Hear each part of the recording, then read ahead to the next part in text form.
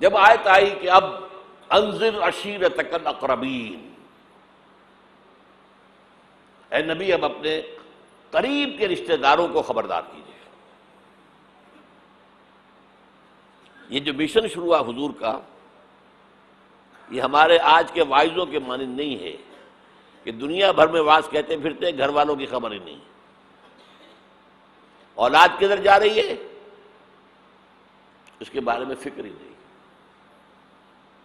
واعظ بہت بڑے ہیں، چیریٹی بگنز ایٹ ہوم، سب سے پہلے دعوت دیجیے اپنے گھر والوں کو اور اپنے رشتہ داروں کو۔ وانذر عشیرتک الاقربین، تو حضور نے حکم دیا حضرت علی کو رضی اللہ تعالی عنہ، علی ایک دعوت طعام کا بندوبست کرو اور سب بنی ہاشم کو بلا لو۔ بنو ہاشم میں زیادہ قریبی رشتہ دار،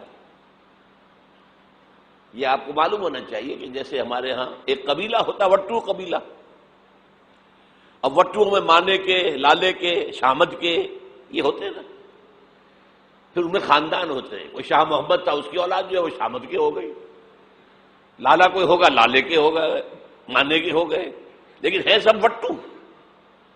اسی طرح مکے میں بسنے والے تھے سب قریش، کوئی جو ہے بنو ہاشم، کوئی بنو امیہ، کوئی بنو عدی، کوئی بنو تیم، لیکن سب کے سب کون تھے؟ قریش۔ اس میں جو گھرانہ تھا جس سے حضور تھے وہ بنو ہاشم تھے، تو اقربین کہا نا اپنے قریبی رشتہ داروں کو۔ کھانا کھلایا، اس کے بعد آپ کھڑے ہوئے، ابو لہب نے تاڑ لیا کہ ابھی ہمارے سامنے اپنی دعوت رکھیں گے، وہ تو چونکہ ایک دیوار بیچ کا پڑوسی تھا اور دشمن تھا، چگا چچا ہونے کے باوجود بدترین دشمن۔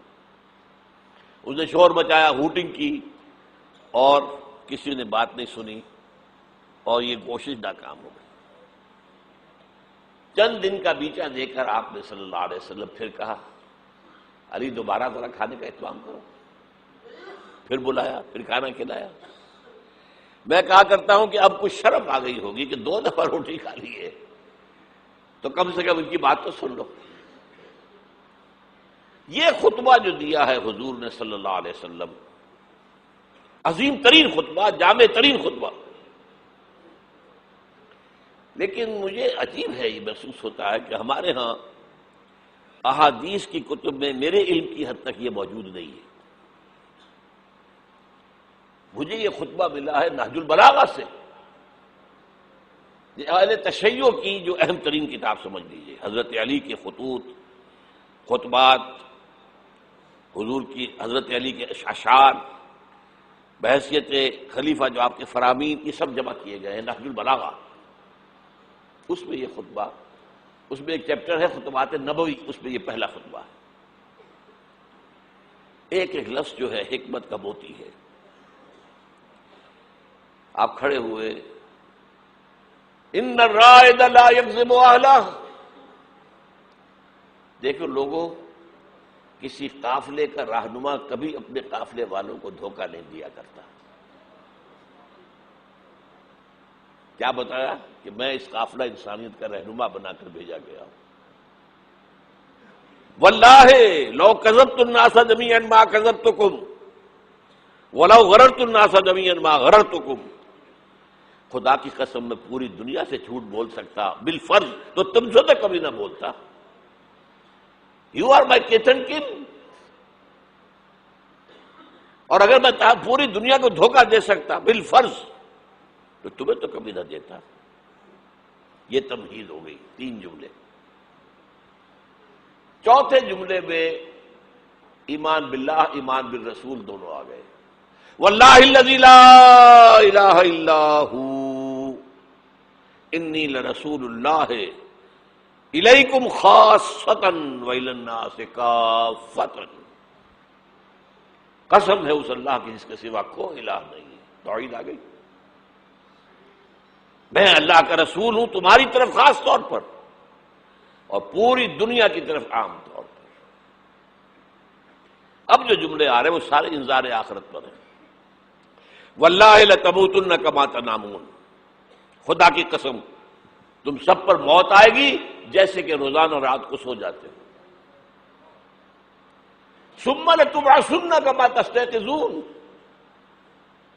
پھر ایک صبح ہوگی جب اٹھا لیے جاؤ گے جیسے کہ روزانہ صبح بیدار ہو جاتے ہیں، وہ صبح قیامت بھی آئے گی۔ اور کبھی آپ نے نوٹ کیا بیداری کے وقت کی دعا مسنون کون سی ہے؟ الحمدللہ الذی احیانی بعدما اماتنی والیہ النشور۔ اللہ کے حمد، اس کی تعریف، اس کا شکر، جس نے مجھے دوبارہ زندہ کر دیا اس کے بعد کہ مجھ پر بہت طاری ہو گئی تھی۔ جو شخص روزانہ صبح یہ الفاظ پڑھے گا، جب صبح قیامت کو اٹھے گا تو اس کی زبان پر یہ الفاظ آئیں گے کہ نہیں آئیں گے؟ الحمدللہ الذی احیانی بعدما اماتنی والیہ النشور، واللہ لتموتن کما تنامون ثم لتبعثن کما تستيقظون ثم لتحسبن بما تعملون۔ پھر حساب کتاب لیا جائے گا جو کچھ تم کر رہے ہو اس کا۔ ثم لتجزون، پھر لازماً جزا دی جائے گی، بالاحسان احسانا وبالسوء سوءا، اچھائی کا اچھا بدلہ، برائی کی بری سزا۔ وَإِنَّهَا لَجَنَّةٌ وَبَدَا أَوْ لَنَارٌ وَبَدَا، اور وہ کیا ہے؟ یا ہمیشہ ہمیش کے لیے جنت اور یا ہمیشہ ہمیش کے لیے آگ۔ اللہ اس سے ہمیں بچائے۔